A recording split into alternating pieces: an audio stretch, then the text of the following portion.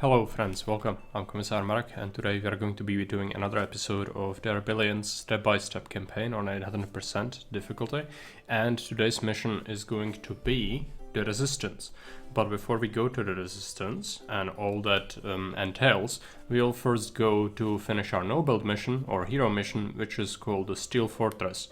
Now this mission, the Steel Fortress, is quite big and also jam-packed with enemies, especially on 800%. So if you are aiming for the Quintus 4 achievement, you'll probably still want to play it for the high victory point yield. But be very careful, there are not that many consumables and there are a lot of enemies and a lot of runners, as well as executives. Fortunately, there is a lot of sandbags in the mission itself, in the main hallway, and I'm gonna, for this hero mission, I'm gonna do sort of a command center thing as we do for the normal missions as well, because this one, as I said, is a little bit of a slog and there are not that many consumables. So what I do is, I would start, normally approach the main entrance, there is not much there, but already you have runners, so you better make sure that you invest into some splash or, you know, be able to tank some hits already, which is not ideal at the start. And you can fall back, but not so much because the entrance is right behind you. After you clear the hallway, you will enter the main hall or the main area, which has a lot of sandbags but also runners. You will be able to find some grenades in crates. There is a medkit somewhere in here as well.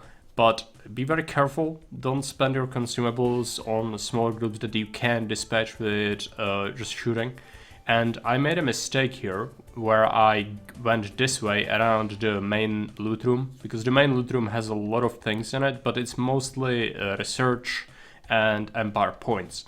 So most of the consumables are actually on the left side. If you go to the processing area, whatever you want to call it, it's one of the nasty things with the Rebellion story. I'm not gonna spoil it too much, but yeah, so around that thing you will have a lot of consumables. There is at least one medkit, you have some grenades, there's explosive barrels. You can use that. There's also barricades in the main hall, so along with the sandbags you can use it to clean out a lot of infected. If there is a lot of packed infected, you can use grenades, and you should, but save at least 2 of them for the main opening, when you open the main room, because it is not only packed with executives, as normally these are, but there is, I think, also chubbies in there. There is not a single harpy or venom in this, so no reason to worry about too many special infected yet. But it is definitely not super easy, especially due to the amount of runners. However, there is one saving grace, and that is in this mission there isn't a single respawning hole that would spawn shamblers forever. Once you clear enemies, they will not respawn at all. As I said, it is on 800%, there is so many, I can't even describe it. It took me more than an hour to clear it, and that's not a good time frame for a hero mission in an RTS game. Just no. I don't like hero or no build missions in other games either, but the Rebellion really pushes it to the limit with these late game hero missions. Some of them are okay, but this one specifically is just the worst. So, you know, get ready for a bit of a slog until you get through it.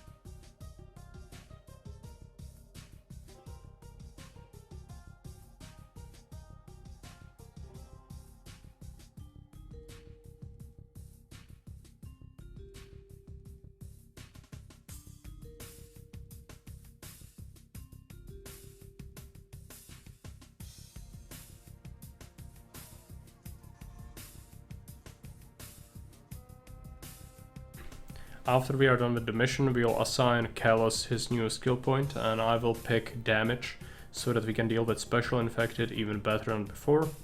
As for our research points, now is the time to assign them finally, and I think I will be going for superconductors and high energy plasma. I think that's what it's called, and that is going to allow us to have less energy need for all buildings, and then our shocking towers are gonna consume even less energy. And that's gonna allow us to really have many of them without putting a strain on our economy, but also importantly being able to build the first one without having to build extra mills, because previously we had to make sure that we build up a lot of energy before the first shocking tower goes up, and with this it only costs 14 energy, I think, to build one, and so that should be pretty good. Now let's take a look at the command center for the resistance.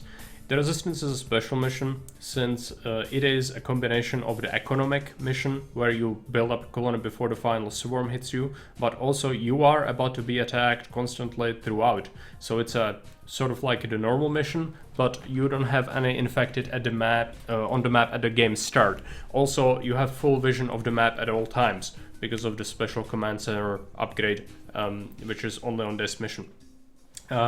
So what happens is first shamblers wander in from all directions, gradually then runners, and then you have swarms as well. First swarm hits your colony at day 12. We want to have stone workshop and shocking tower researched and have resources ready to build one at day 12 so we can counter that first swarm. Before this, what I would recommend is what I do is we do want to build a soldier center relatively early. It's not like the economic maps where we even kill off our initial units. We will need them. We set up patrol orders for our initial rangers. Then we will do the usual build up. I will do milestones when we play, but we want to aim for a relatively fast wood workshop. Start to get some units out, probably only about 6 rangers, and then start doing soldiers instead, because they're much better, especially on this mission. And we want to push economy pretty hard, but problem is, you see the fertile land around our command center. I don't want to build on it. You can, there is more than enough on the map itself. I ended up almost 4,000 population, which you only need 2,000 on this one. And the final swarm, I had double the defenses that I needed, really. So even if you're slower, it's fine. But I wanted to build efficiently, so I built my first block on the left, where the stone is, and then my second block was in the north, and then another one late game was in the southeast. And those were the block sites for me. But early game, what you do is there are some choke points you can use, but you do want patrols, and when you recruit extra troops, you station them at these points so that you can catch an infected that might slip through the patrols. And then when the runners start hitting, you should have some soldiers already to counter them.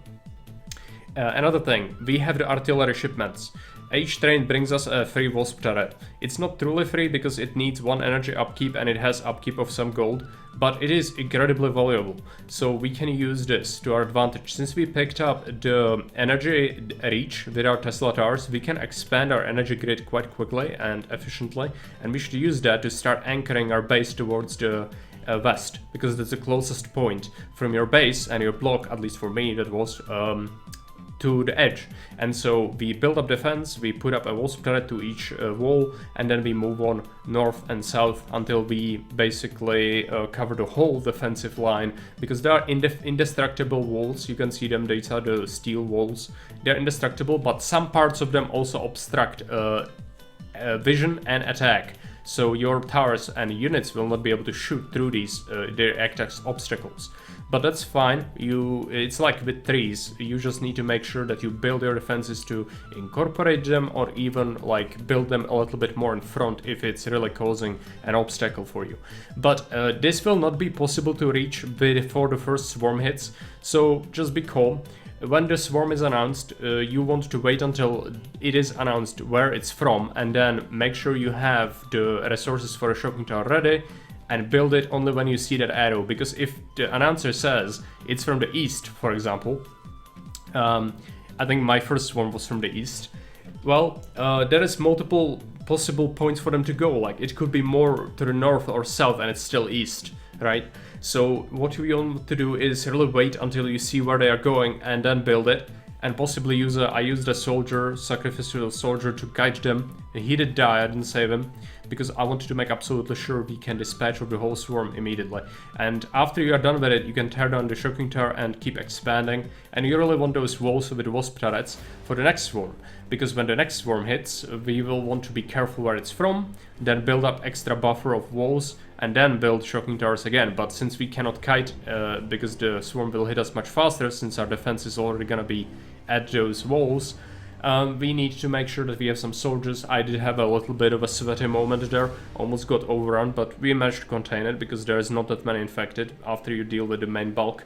So it was okay. You can use additional wasp turrets from the train to sort of bolster your defense in a pinch, but essentially make sure to always use the gold, because it is incredibly valuable, and since there are no infected at the start, really, you can't push the economy as fast as we normally do, because from those kills we don't get the gold, right, early on.